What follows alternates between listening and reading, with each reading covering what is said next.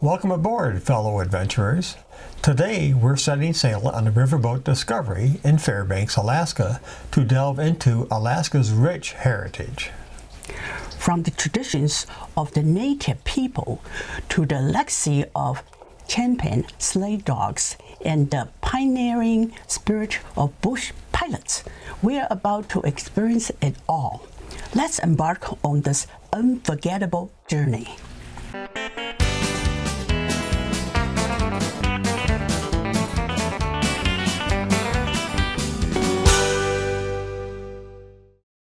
Our first stop is Trail Breaker Kennel, established by the legendary four-time Iditarod champion Susan Butcher. Susan's husband, Dave Monson, and their daughter Tekla share captivating stories of life on the trails and the dedication required to train a champion sled dog team. What is rather unique is the use of wireless technology that allows the people on shore to talk to us on the boat through its PA system. Good morning, Dave. Well, good morning. Good morning, everybody. Welcome to Trail Breaker Kennel, and it's so nice to have you come by so we can share our kennels with you. I honestly think we're one of the luckiest kennels in the state to live along this beautiful waterway, because in the wintertime, when the Chena freezes, sometimes it gets up to 4 feet thick. And so we put in dog trails that sometimes can stretch all the way to Dome. That's over 1,000 miles, and we never cross the road or get winds. But in the summertime, it's a great place too, because we get to raise puppies here, and anytime you can do that, it's always a great thing. Well, Dave, I cannot help but agree with you. This little guy that Kira's got over here is adorable, but I'm going to be honest, this kind of looks like puppy cuddle and playtime, but you said that there's training involved here. How does that work when these guys are way too little to pull in a harness? Well, I can't deny it is puppy playtime, but it also serves a second purpose. That, of course, is training this to work together with us in our lifelong relationship will actually start the day they're born. So what we'll do is, I can over here, we pick up each puppy and hold them in our hands, even though their eyes aren't open. For the first 10 days of their life, they have a highly developed sense of smell, and they can associate a feeling of comfort and security with us. So by the time they can run around a little bit, like this guy's doing, by the time they can run around a little bit, they already know us, they trust us, and they want to follow us on adventures, which gives us the perfect opportunity to help them develop their self-confidence, which we do by challenging them to overcome obstacles. Now, what you can do here, you can see that Kira is challenging them, challenge that one to make it over the log. Well, when any puppy is a little bitty guy, that is tough to do. So then we're there to give them a hand. But the time comes when they can make it with ease, and then they get lots of praise on the other side. You can see that one made it. They get lots of praise on the other side, and they learn something. As they stand next to them, they have to be paying attention, because there's a lot of obstacles on the trail.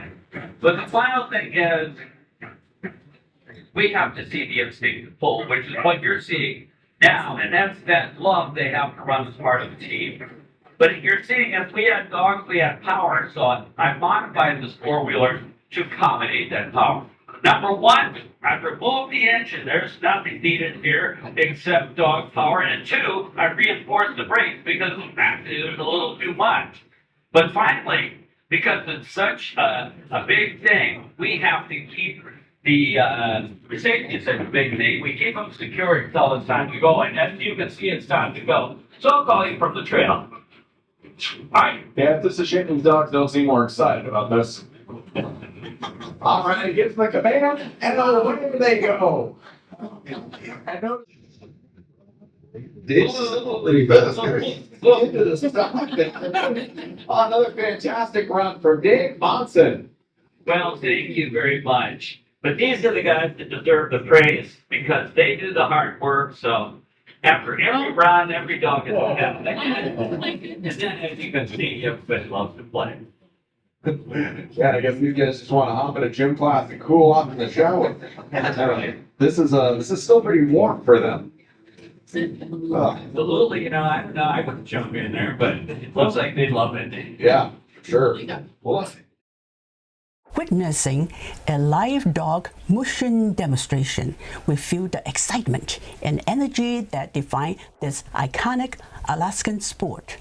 We were actually able to experience this firsthand in a different part of our Alaskan adventure. Here we are, riding in a simulated sled on wheels, being pulled through the woods by a team of Iditarod dogs in training.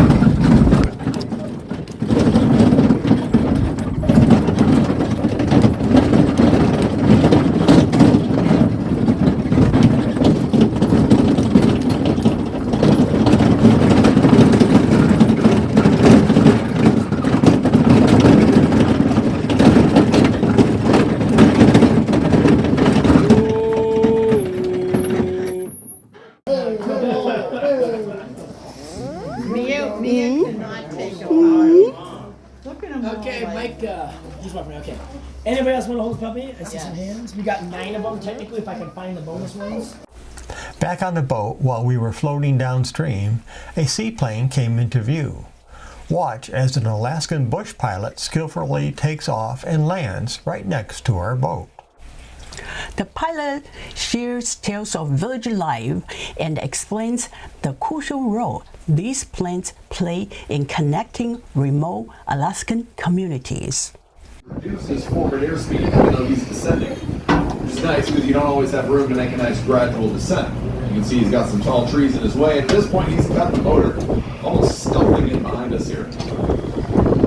Bring it down close to the water, hanging out for an easy glide. Again, being mindful of the headwind that he's got. But a nice, gentle touchdown. Hardly any splash on that. Well, gosh, that was really exciting to watch that take off and landing into the wind there, Rob. It's obvious that you have a lot of experience in these small aircraft. Maybe you could tell us about your background and how you got your start in aviation. Yeah, I'd be happy to. I started flying. Are you both hearing okay? Yeah. I started flying back in 98 up in Alaska. A little bit places like this one, and then I started flying up 16 to the airport for the next 20 years or so. And now I'm back to flying those supercars. And it's great. Well, that's quite the wide range of aircraft that you have experience in. Pretty neat. So let's talk about AA0. It's a Piper Super Cub, and when we think of bush flying in Alaska, this is the plane that comes to mind. Maybe you could tell us why you prefer this model.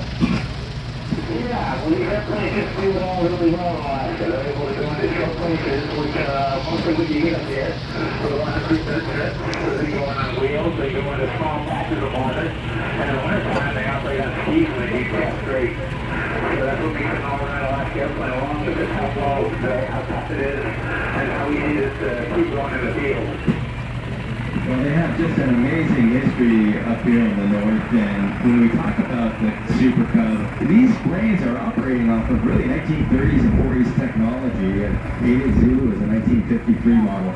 Yet you're flying it day in and day out, Rob. Is it a challenge to keep up with these older vintage aircraft?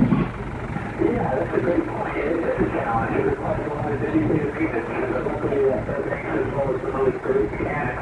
Every year they get an inspection from the front to the back, and anything that looks suspicious gets replaced. So over the course of a lifetime, you probably end up with 2 or 3 airplanes. You look at the amount of When he does, folks, just take a look at the wing. Because you'll see he barely needs more than the length of Discovery 3 to get airborne.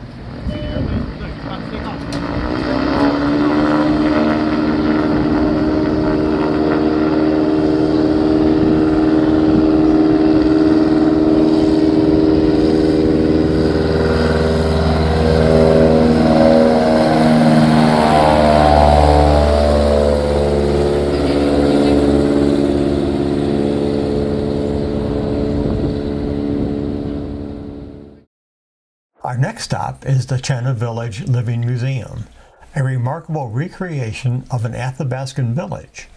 Here we'll immerse ourselves in the traditions and survival skills that have been passed down through generations.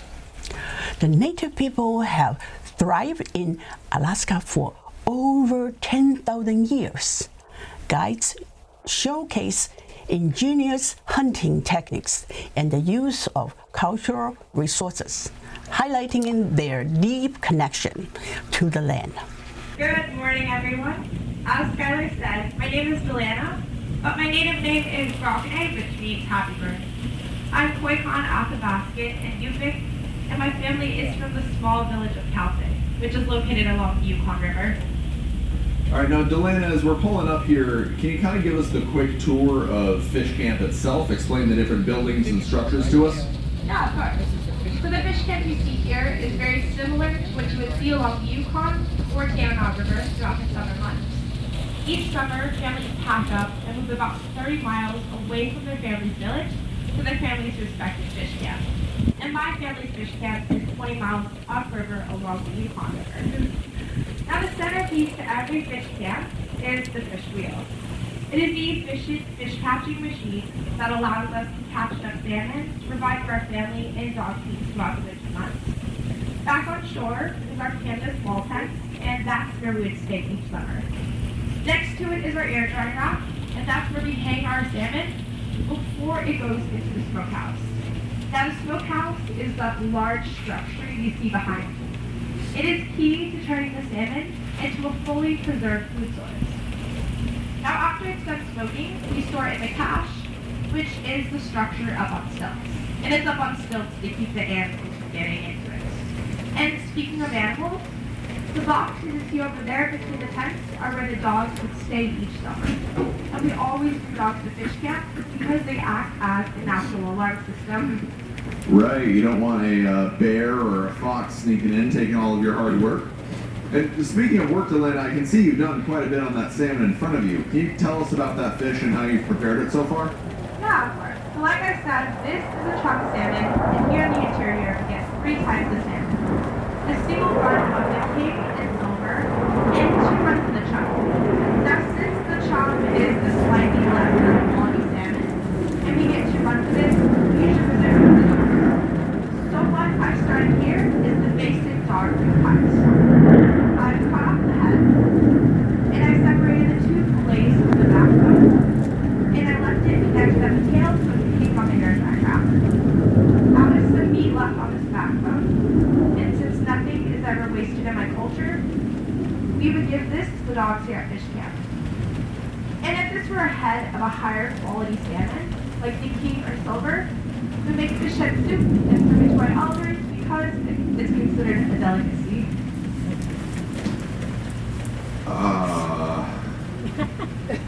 Okay, the fish head soup.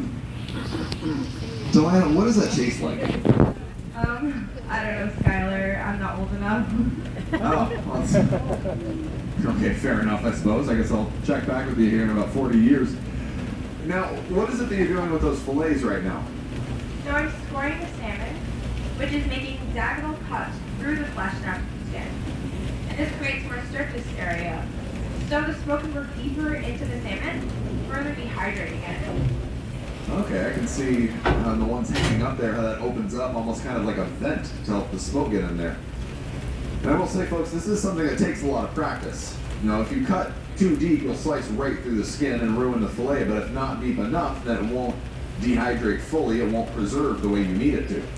This is something that takes a lot of experience. You can tell Delana's done this with hundreds of fish over the course of her life. Delana, would you mind holding this one up so we can see it? Yeah.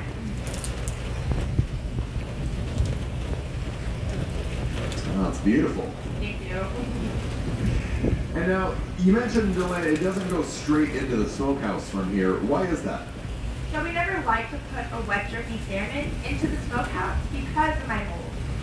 So right now, I'm just going to hang it on the air drying on. Now once it develops a nice sheet or glaze on it, it will rotate into the smokehouse. Now keep in mind, every family and every region has their own techniques and preferences for smoking salmon. Like I said earlier, this is dog food. So once it rotates into the smokehouse, when it's in there for 2 weeks, they'll look fully dehydrated and weigh less than a pound. It will look something similar to this when it's done. Okay, I'm really impressed to get that whole thing down under a pound, but I don't know, Delana, that looks tough to bite into. Almost like a rawhide. Yeah, I'm sure the dogs love it, but how would you prepare it if it was for you or me to eat? So there are several differences. First, we would start with a higher quality salmon, like the king or silver, and then wash it really well. We like fillets too, but we also like long vertical pieces called salmon strips. After that, we would soak this in a brine. My family likes to use honey, brown sugar, and salt. Then onto the air dry rack, and after into the smokehouse, but for a much shorter time, like 2 or 3 days, because we like a much softer texture. Finally, the wood we use for ourselves would be cotton or alder wood because they give much sweeter flavor. But for the dogs, spruce wood, driftwood, anything really, they're not too picky. No, I'm sure they're happy with every bite they get. Well, thank you so much, Delana. And can you tell us what we will be seeing out at the rest of the Chena Village as well? Yeah, of course. Well, I'm glad to say that the guides and I are excited to show you around the Chena Village.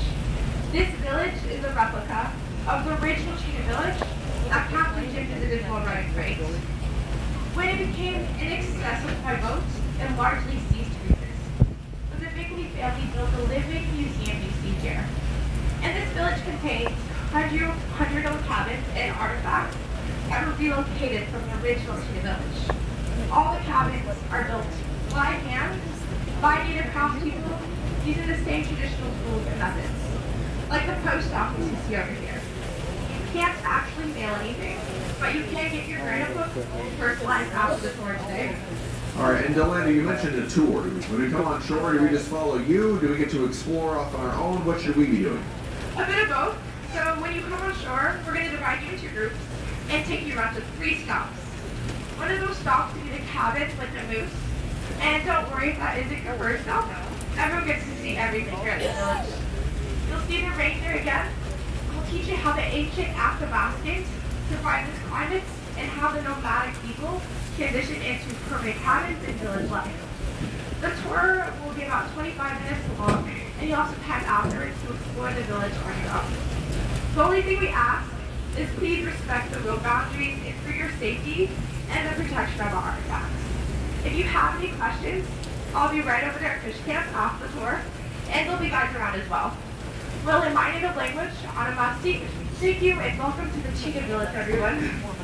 Thank you so much, Delana. Walking through authentic spruce log cabins and a primitive bark hut, we gain insight into the daily lives and resilience of the Athabascan community.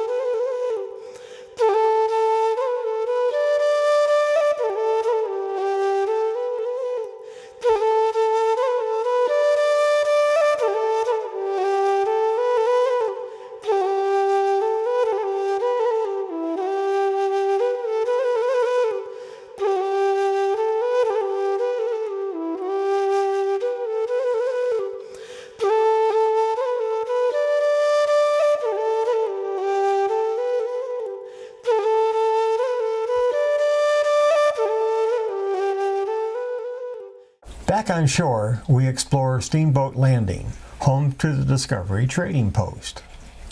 From handcrafted native art to unique Alaskan souvenirs, it's the perfect place to find a memento of our adventure.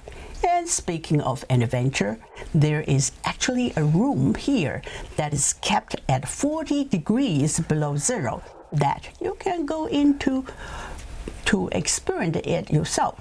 We could only tolerate it for about 30 seconds before we had to exit it.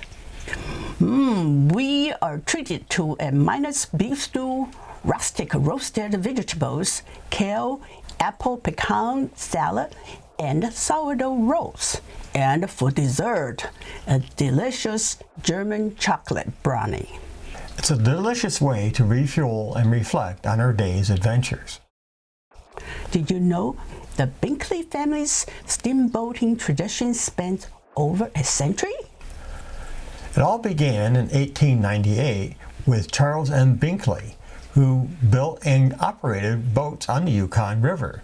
His son, Captain Jim Binkley Sr., continued the legacy, transitioning from freight vessels to river excursions in the 1950s. Today, the family's passion lives on with the Discovery 3, a 900-passenger vessel that offers guests an authentic Alaskan experience. Our journey with the riverboat Discovery has been nothing short of extraordinary. From cultural immersion to thrilling demonstrations, we have gained a deeper appreciation for Alaskans' rich heritage. We hope you're inspired to embark on your own Alaskan adventure. Don't forget to like, comment, and subscribe for more of our adventures. And if you like, you can support us by buying us a cup of coffee by using the link in the description below. Until next time, happy travels!